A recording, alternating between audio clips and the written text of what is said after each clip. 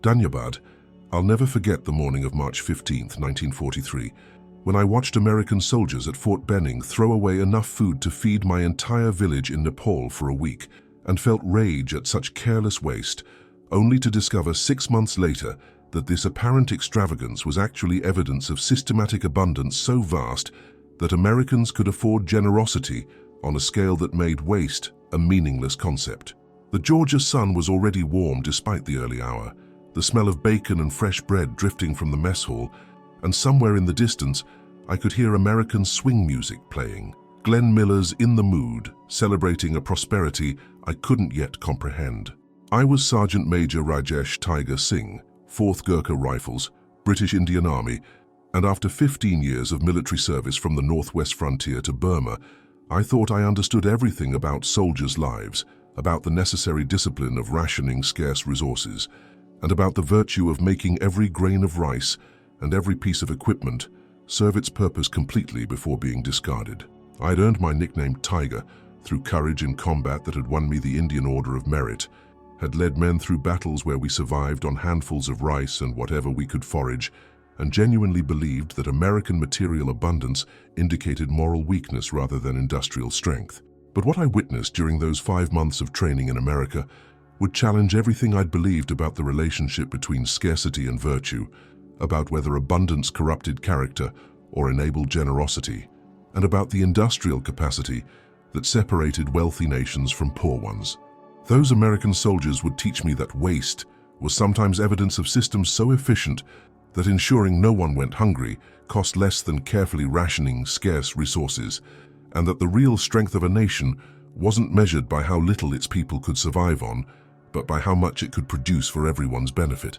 My journey to that revelation began in February 1943, when I was selected along with 20 other senior Gurkha NCOs to attend advanced infantry tactics training at Fort Benning, Georgia. The British Army, recognizing American expertise in certain specialized combat techniques, had arranged for experienced Commonwealth soldiers to learn American methods that could be adapted for operations in Burma and Southeast Asia. "Sergeant Major Singh," said Major Charles Hampton during our departure briefing in Calcutta, "you'll be spending 6 months in America learning their infantry doctrine and training methods. This is a tremendous opportunity to observe American military capabilities firsthand and to forge relationships with American soldiers who will be our allies in defeating Japan."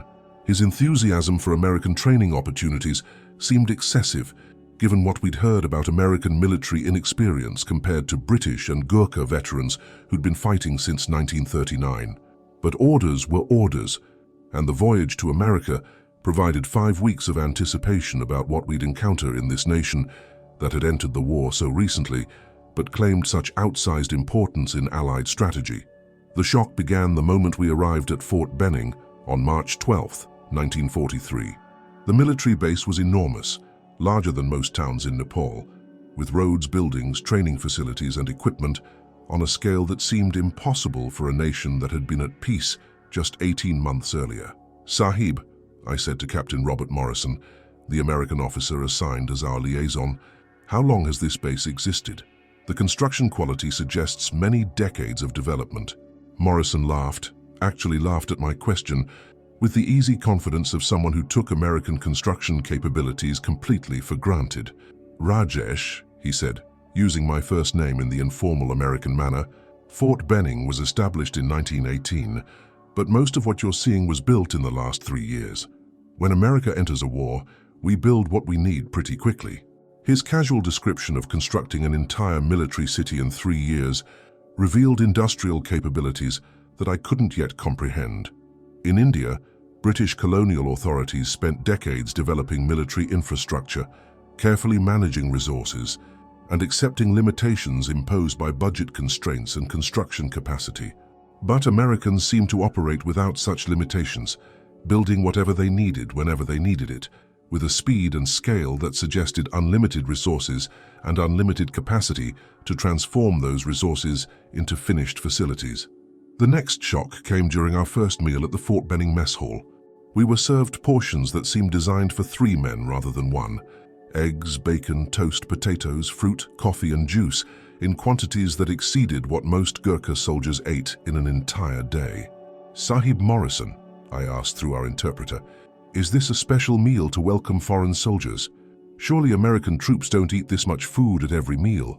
His response revealed assumptions about adequate nutrition that reflected American abundance rather than the scarcity I'd known throughout my military service. "Rajesh, this is standard breakfast for soldiers in training. We feed our troops well because proper nutrition helps them perform better. You guys will eat 3 meals like this every day while you're here, plus snacks if you get hungry between meals." The concept of eating if you get hungry between meals was so foreign to my experience that I initially thought he was joking.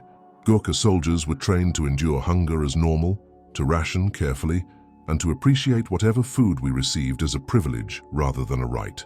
But over the following days, I observed that American soldiers did indeed eat enormous quantities of food at every meal, that mess halls served continuously rather than at fixed times, and that food was so abundant that soldiers could take seconds or thirds without anyone suggesting they were being greedy or wasteful. More shocking than the quantity of food was what happened to the surplus. After every meal, I watched American kitchen staff throw away food that hadn't been consumed, perfectly good bread that was 1 day old, milk approaching its expiration date, vegetables that weren't quite fresh enough for American standards. "This is criminal waste," I told Havildar Major Ram Bahadur, the senior Gurkha NCO in our training group. "That bread they're discarding could feed a platoon. The milk they're pouring out could nourish children. How can Americans claim to be civilized when they waste resources so carelessly?" Ram nodded grimly. "I have been watching the same waste throughout this base. Equipment is discarded when it could be repaired. Uniforms are replaced when they still have use remaining. Vehicles are retired when they still function adequately. These Americans have never known true scarcity, so they don't understand the value of careful resource management." Our criticism of American wastefulness reflected not just different material circumstances, but different philosophies about the relationship between scarcity and virtue. We Gurkhas had been raised in communities where careful resource management was necessary for survival, where nothing was wasted, because waste meant someone going without, where frugality was a moral virtue as much as a practical necessity. American abundance seemed to violate every principle we'd been taught about proper resource stewardship and disciplined living. How could a nation that wasted so much claim moral authority over nations that used resources more carefully? But my understanding began to shift during my 3rd week at Fort Benning, when I was assigned to observe American logistics operations and learned about the systems underlying American military supply. "Sergeant Major Singh," said Captain James Patterson, the logistics officer showing me through supply depots, "I understand you're concerned about what you perceive as waste in American operations. Let me show you something that might change your perspective." He led me through massive warehouses containing supplies that seemed impossible in scale. Thousands of uniforms, tens of thousands of boots, hundreds of thousands of ammunition rounds, medical supplies that could equip entire field hospitals, food stores that could feed armies for months. This depot serves Fort Benning and supports training operations for approximately 100,000 soldiers at any given time, Patterson explained. "We maintain inventory levels that ensure no unit ever runs short of essential supplies, even if delivery schedules are disrupted by weather, transportation problems, or unexpected demand increases." The scale of stockpiling he described seemed excessive by British Army standards, wasteful by Gurkha standards, and almost incomprehensible by the standards of resource-scarce Nepal where I'd grown up.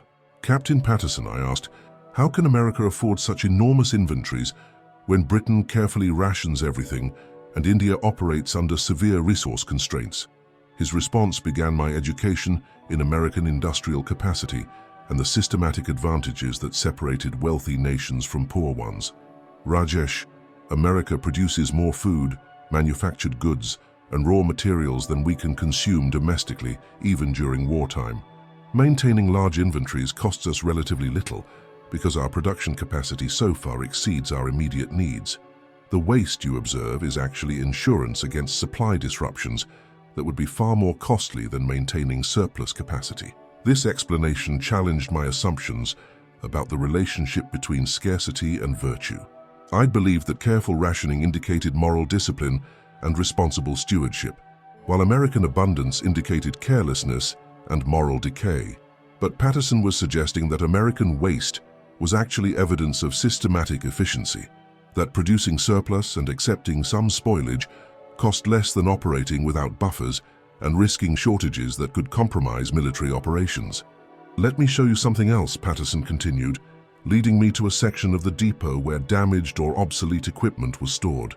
"This is material that American forces have discarded as no longer suitable for frontline use. By your standards, much of this equipment could still serve adequately with proper maintenance and repair." He was right. I could see uniforms that just needed patching, boots that needed resoling, equipment that required minor repairs.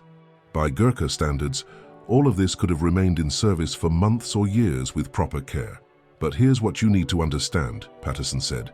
"The time and resources required to repair this equipment exceed the cost of producing new equipment to replace it.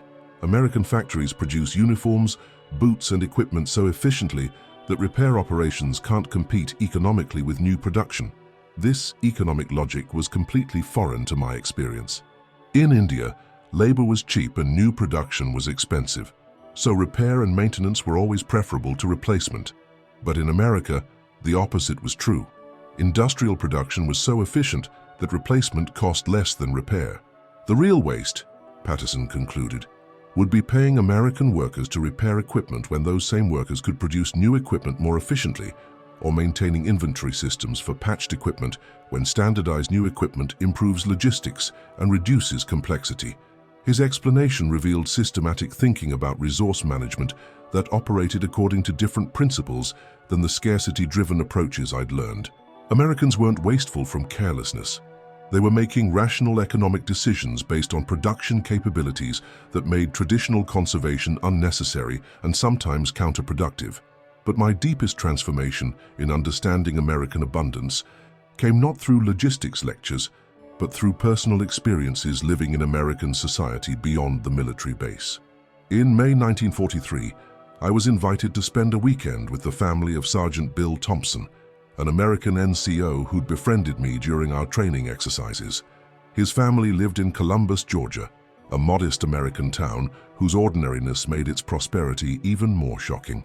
"Welcome to our home, Sergeant Major Singh," said Mrs. Thompson as she greeted me at their house. "Bill's told us so much about you and your Gurkha soldiers. We're honored to host you for the weekend." The Thompson house was ordinary by American standards, but represented wealth beyond anything I'd encountered in India. Running water, hot and cold, electricity throughout, a kitchen with refrigerator, stove, and sink, separate bedrooms for parents and children, furniture, carpets, pictures on walls. "Mrs. Thompson," I asked through Sergeant Thompson's translation, "how long has your family accumulated the wealth necessary to afford such a fine home?" Her confusion at my question revealed the gulf between American and Indian concepts of prosperity. "Sergeant Major, this isn't a fine home. It's just a regular house that working families in America can afford. Bill works as a factory foreman when he's not on military service, and his income allows us to live comfortably with modern conveniences that most American families enjoy." The idea that regular working families possessed such houses seemed impossible based on my experience in India, where such housing would indicate substantial wealth accumulated over generations. But Mrs. Thompson was suggesting that American industrial wages allowed ordinary workers to achieve living standards that would be considered luxurious in most of the world. The weekend with the Thompson family provided daily evidence of American abundance that exceeded anything I'd observed on the military base. The refrigerator contained more food than my extended family in Nepal saw in a month. The children had toys, books, and clothing that would represent substantial wealth in Indian villages. The family owned an automobile, a possession that in India would indicate elite status. But what shocked me most was the Thompson family's attitude toward this abundance. They considered it completely normal, unremarkable, and accessible to anyone willing to work. They weren't wealthy by American standards. They were ordinary people living ordinary American lives that happened to include prosperity beyond my previous comprehension. "Sergeant Major Singh," said Sergeant Thompson during dinner on Saturday evening, "I understand you're concerned about American waste and resource management. Can I show you something that might help explain our perspective?" He led me to their basement, another luxury that most Indian homes lacked, where his family stored food, equipment, and various household items that they weren't currently using. "This basement contains surplus beyond immediate needs," Thompson explained. By your standards, maintaining these stocks might seem wasteful. Why store extra food when we could eat it immediately? Why keep old tools when we've purchased newer models? Why save children's clothing they've outgrown? He paused, ensuring I understood what he was showing me. But Americans maintain these surpluses because our prosperity allows it, because storage costs us almost nothing compared to the security of having reserves, and because we can share with neighbors or donate to charity when people need help. The waste you observe is actually the foundation for generosity. We can afford to help others because we produce more than we need for ourselves. His explanation connected American abundance with American generosity in ways I'd never considered. I'd assumed that wealthy nations were selfish, hoarding resources while poor nations suffered. But Thompson was suggesting that abundance enabled generosity, that nations which produced surplus could afford to help others in ways that scarcity-constrained nations couldn't match. The validation of this perspective came during my 4th month in America, when I participated in a community event where American families donated surplus food, clothing, and household items to support war relief efforts in Europe and Asia. "Rajesh," explained Mrs. Thompson as she donated boxes of canned food, clothing, and other supplies, "Americans donate these items because we have more than we need and others are suffering. The abundance you've criticized as wasteful is actually what allows us to help people in need." I watched as hundreds of American families donated supplies that would be considered valuable wealth in most of the world, but represented modest surplus in American society. The quantity of donations was staggering. Enough food to feed thousands, enough clothing to outfit entire towns, enough supplies to support substantial relief operations. This is possible, I realized, because American production creates surplus that can be shared without creating hardship for those who donate. Generosity is easy when you have plenty. It's the surplus that makes charity possible. My time in America continued through August 1943, providing ongoing opportunities to observe how abundance shaped American society, military capabilities, and international relationships. The waste I'd initially criticized became evidence of systematic efficiency operating at scales I'd never imagined, where producing surplus cost less than careful rationing of scarce resources. "Sergeant Major Singh," Captain Patterson asked during my final week at Fort Benning, "has your perspective on American resource management changed during your time here?" "Captain," I replied, "I came to America expecting to see careless waste by people who'd never known scarcity. Instead, I've learned that American abundance isn't waste. It's evidence of industrial capacity and agricultural productivity that makes scarcity unnecessary and allows generosity on scales that poor nations cannot match." I paused, formulating thoughts that would have seemed impossible 6 months earlier. "In Nepal, we value frugality because scarcity makes waste costly. In America, you value abundance because your production makes surplus affordable. Both approaches are rational given different circumstances, but American abundance creates capabilities that scarcity can never match. The ability to feed armies regardless of logistics challenges, to equip soldiers without careful rationing, to help allies without creating hardship at home." Patterson nodded appreciatively. "That's exactly the lesson I hoped you'd learn. American military power doesn't come primarily from brave soldiers or clever tactics. It comes from industrial and agricultural systems that can support military operations indefinitely while maintaining civilian prosperity. That's the systematic advantage that will determine this war's outcome." When I returned to India in September 1943, I carried not just American training in infantry tactics, but understanding of how industrial abundance shaped military capabilities and national strength. The lessons I'd learned about American prosperity would influence my post-war career and my perspectives on economic development. "We cannot copy American abundance through wishing," I told other Gurkha officers, "but we can learn from American examples about how industrial development and agricultural productivity create prosperity that benefits everyone rather than just elites." This was my story, Sergeant Major Rajesh Tiger Singh, who learned that American waste was evidence of abundance rather than carelessness, that generosity required surplus that scarcity could never provide, and that industrial capacity determined national strength more than traditional virtues of frugality and careful resource management. My experience in America taught me that poverty wasn't morally superior to prosperity, that abundance enabled generosity rather than indicating moral decay, and that nations which produced surplus could achieve things that scarcity-constrained nations could only dream about. What struck you most about how abundance can look like waste to those accustomed to scarcity? Have you heard similar stories from people who experienced culture shock when encountering different levels of prosperity? These personal testimonies help us understand how economic systems shape cultural values and military capabilities. If you want to hear more first-hand accounts like this one, make sure to subscribe and hit that notification bell. Tomorrow we'll share another story about how individual experiences can transform understanding of economic and social systems. These voices from the past deserve to be heard. Let's make sure their stories live on.